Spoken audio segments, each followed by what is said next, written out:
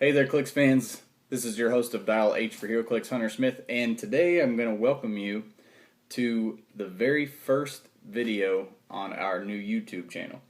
I wouldn't say to expect a ton of incoming nonstop content on this channel. As you know, we put out a weekly podcast, and that's pretty time demanding, along with other. We all have our lives, but I'm going to try to at least put all the episodes up on YouTube as often as I can. And we're also going to try to do some videos here and there, mainly on reviewing starter sets, reviewing epic campaign things like Lord of the Rings, and we're also going to do a review for the Avengers vs. X-Men starter that's coming up. Today, I'm going to do a Mage Knight starter set review for you guys. And we're going to go over the figures in it, how good they are, and the overall question is going to be, is this worth your money? And are the figures and what's included in this worth the price tag that WizKids is charging you? So, let's get into this. Now, you'll notice this is a campaign starter, similar to how they do Lord of the Rings packaging. There's going to be campaign rules in here. There's going to be maps. It's really thick. Now, the Lord of the Rings ones usually go like $40. This is only $25. And, well, we'll get into the next part.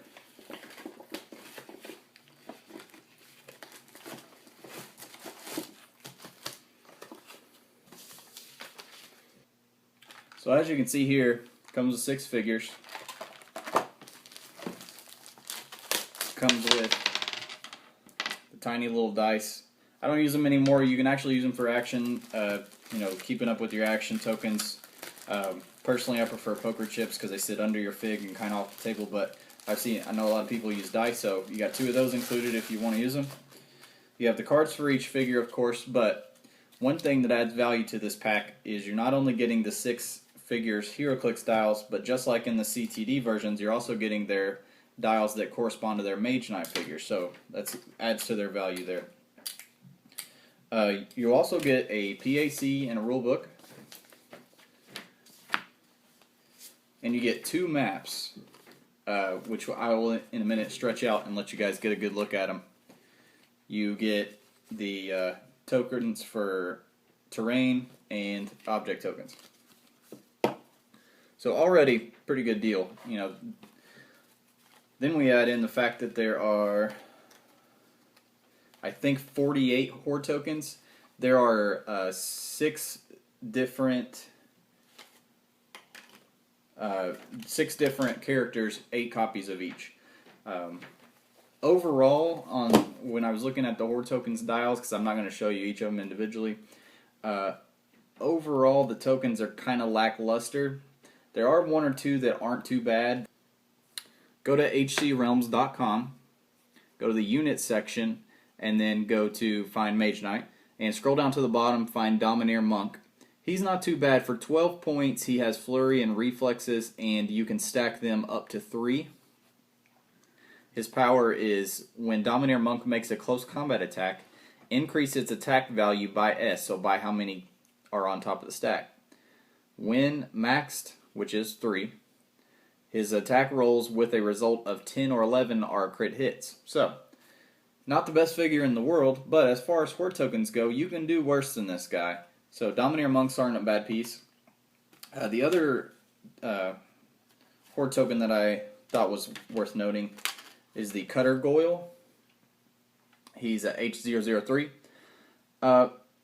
Nothing spectacular again, but 15 points for a taxi with toughness, and he also gets plasticity, I believe. Let's see here. When opposing characters attempt to break away from Cutter Goyle, subtract the stack from the roll. So it's kind of plasticity. If you have 2 of these guys, it's plasticity. If you have 3, it's better than plasticity. When maxed, which is 4, Cutter Goyle can use Incapacitate. So I wouldn't really worry about the Incapacitate. Really, the value of these guys is that you're getting cheap taxi and tie-up. You could run 2 or 3 and have 45 points invested in 3 different taxi tie-up pieces. That's not a bad idea either. Or you can stack them if you really need the tie-up aspect. So those guys are worth noting too. The rest, you know, they're typical horde tokens. They have shitty values, but they're really cheap to run.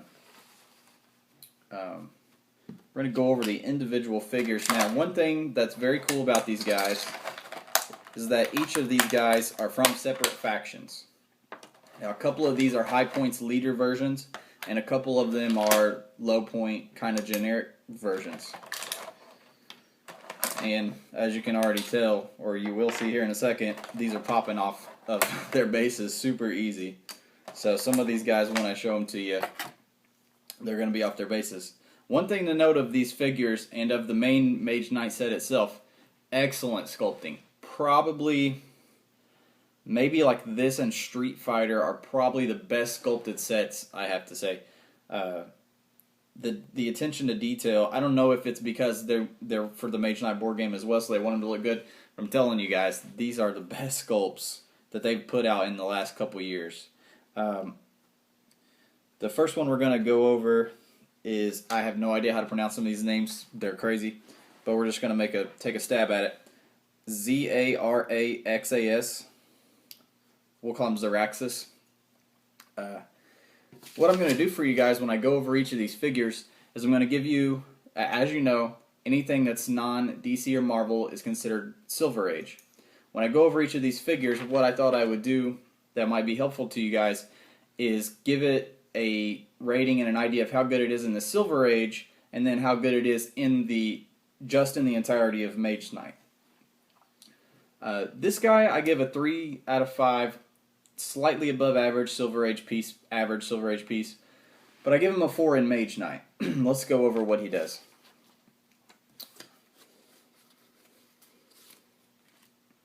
Again, if you want to open up his dial on hcrealms.com, you can follow along with me. Go to the unit section, go to Mage Knight, scroll down to 101 Zaraxis. Your guess is as good as mine on the pronunciation.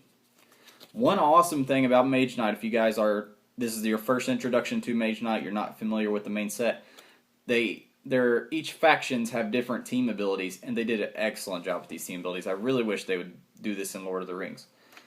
This guy's team ability is Mage Spawn. At the beginning of the game, choose a friendly character with the highest point value to be this team's master.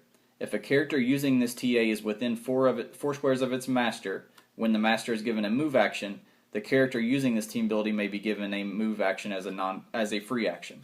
That's uncopyable because it's freaking good. So already, good TA. He's only 50 points. And you'll notice when you're looking at his dial, it's kind of a mix. I mean, he starts off with Energy Shield, then he has a lot of reflexes. He has Energy Explosion for a long time, and he has this Flurry, Force Blast, and Leap Climb power. And on the second attack of the Flurry, he gets penetrating damage.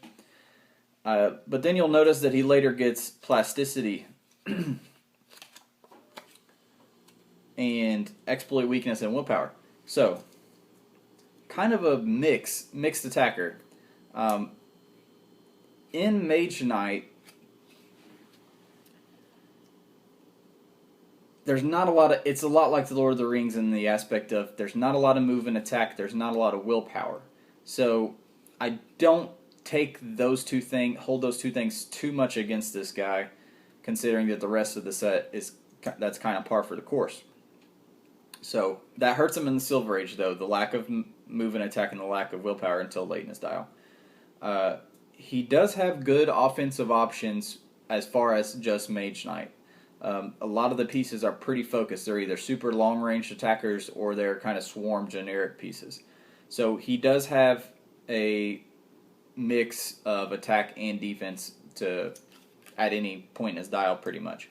One thing to note, even though he doesn't have move and attack, he does have that team ability that lets, if the leader moves, then he can move for free as well.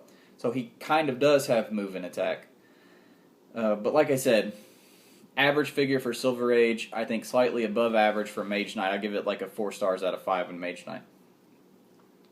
This next guy is really good in Mage Knight, and one of the best pieces. I think him and one other piece are the best in the whole set. I'm talking about Cavalier Freeblade. He's only 50 points as well. He actually has a trait. Let's find his card here. Whenever any other character on the map rolls a crit hit or a crit miss, you may remove all action tokens from him. That's not bad. It's not going to happen a lot, but maybe once per game at least, you're going to get to clear all the action tokens off of him. He's part of the Mercenary faction. Their team ability is at the beginning of the game, choose a friendly character with the highest point value to be the team's leader. You're going to see that is kind of a theme for most of these team abilities. A character using this TA modifies its defense by +1 when it is within 4 squares of its leader. Now he starts 50 points, charge and reflexes. Then he gets a damage ability of Battle Fury and Empower. Pretty good for 50 point piece, charge and Empower. Then he goes on to couple clicks of Quake, and he picks up Willpower and Perplex for the last 2 clicks. Now, again, you may be saying, oh, Hunter, that's nothing special. It's not. Silver Age wise, this is an average piece. 3 stars out of 5 piece. Mage Knight wise, this is like a 4.5 star piece. I mean, he's only 50 points, but he has move and attack, which again is good in the set. And the fact that he has a 16 reflexes, so that would get him up to an 18 in combat. And you got to think his team ability can also give him +1. So you can actually get this guy up to a 19, which in Mage Knight is very good. 19 defenses, you're not really going to find it in Mage Knight. So I give this guy 4.5 stars in Mage Knight only. Next piece is Gloomfang. Sculpt is really sick. He's like a wolf, but he's painted like a fox. You can check out his dial again. Follow along with me on hcrealms.com unit section. Traded stealth. And a damage ability. He can use Exploit Weakness. When he does, modify his damage by +1 for each action token on the target. He is part of Dominion Pact. Oh, I forgot to mention he's 75 points. He's part of Dominion Pact, which is when an opposing character within 4 squares is KO'd, characters using this TA are healed 1 damage. Pretty dang good. He also has Indom. I don't know that. I think one of these other figures has Indom. In Mage Knight, Indom's hard to come by. So, I think this guy is a 4.5 out of 5, and maybe a 4 out of 5. We'll go 4 out of 5 in Mage Knight, a 3 out of 5 in Silver Age.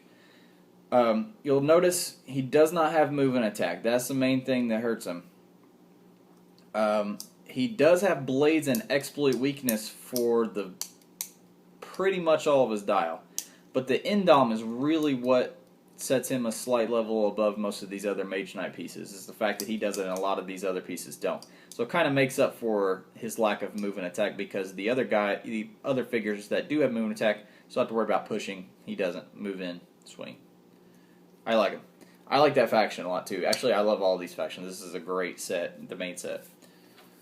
Next is the General. It's going to save you some money on car insurance. He's going to kick some ass too. He's pretty good. This guy I'm going to give a 3 out of 5 in Silver Age, a 4 out of 5 in Mage Knight. He actually has an epic action.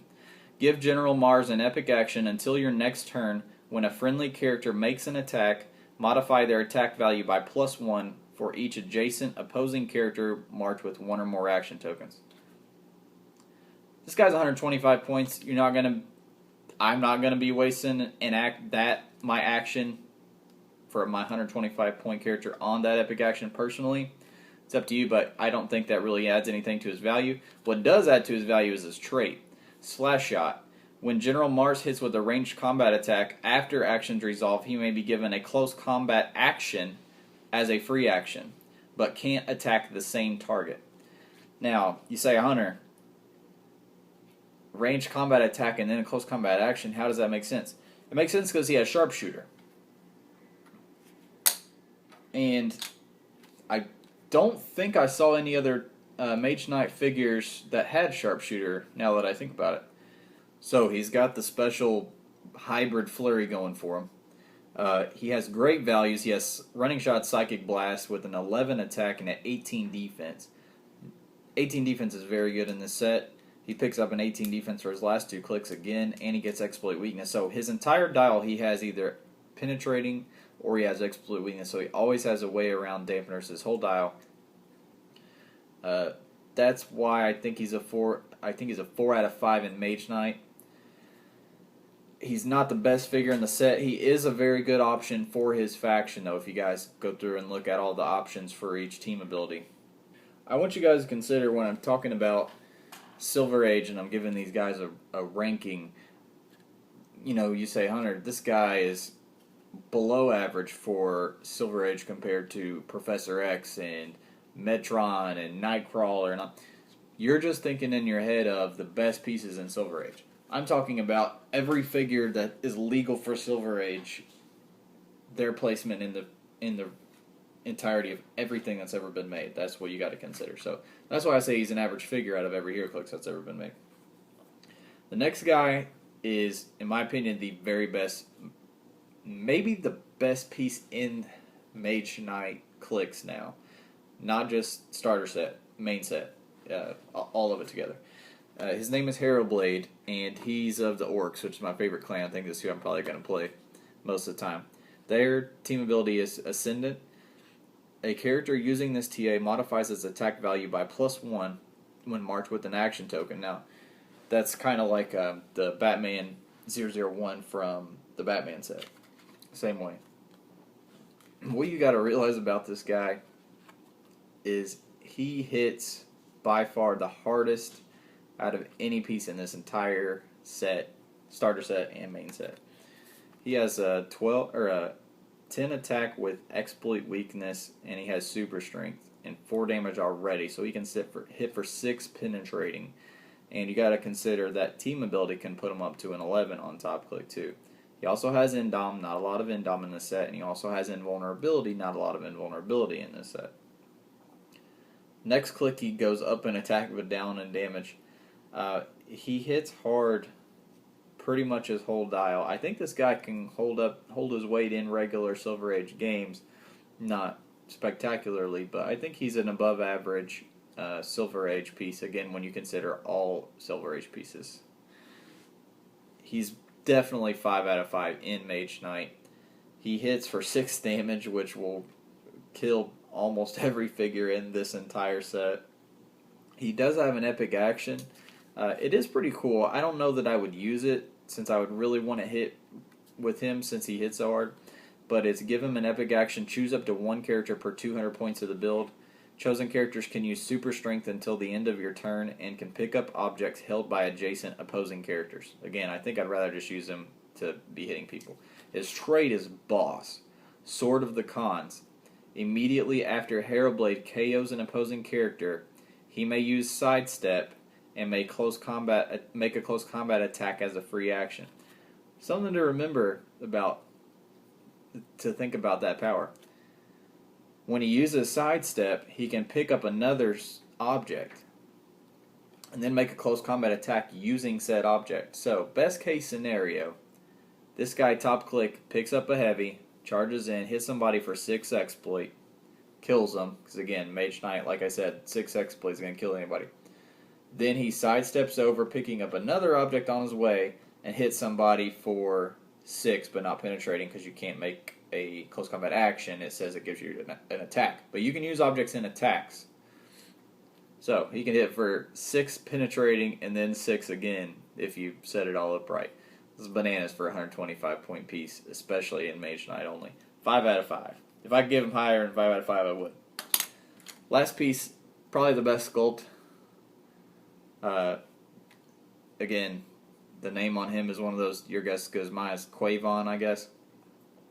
He's sadly probably the worst out of these starter set figures. Doesn't mean he's god-awful, but compared to the rest of these guys, he's the worst, I think.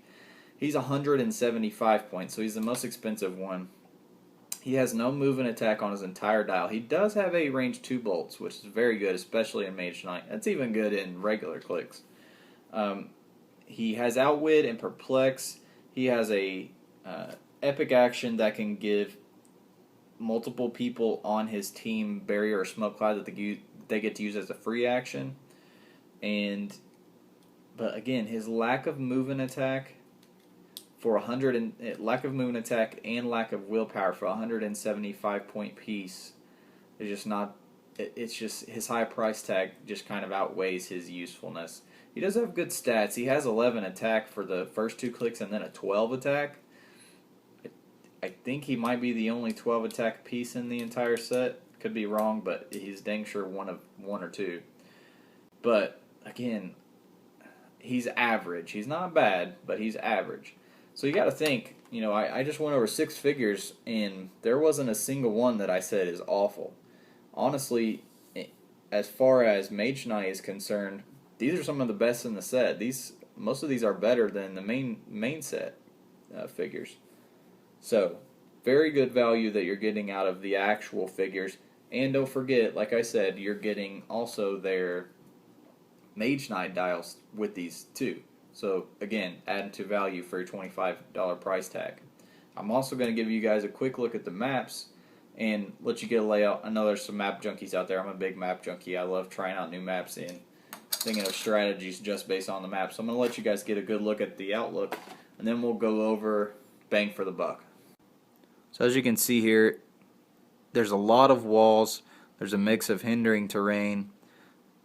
This is probably a good option for close combat teams. I tell you what would be an excellent option for would be Batman teams, because you got the perfect mixture of most Batman pieces and stealth pieces are close combat oriented while still having stealth. So this gives you plenty of stealth to hide in while still protecting your guys from range if they can't get to stealth in time.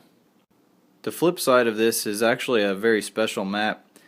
First, you can tell it's really crazy looking. It's an outdoor map. It has blocking on each side, these big giant stones.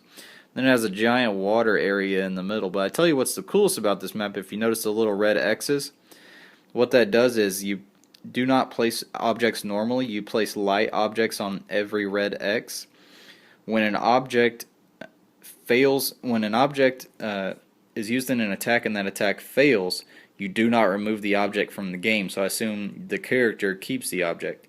And any attack in which an object was used, after actions resolve, you deal 1 penetrating damage to the character that got hit.